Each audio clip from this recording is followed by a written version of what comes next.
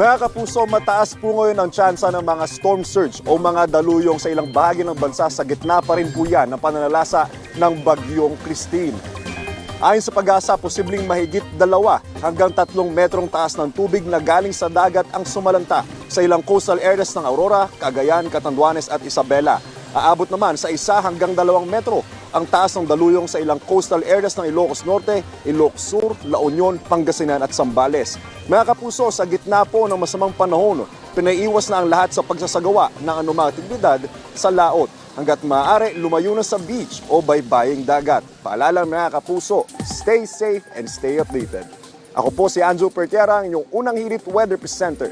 Know the weather before you go. Para Mark Safe lagi, mga kapuso.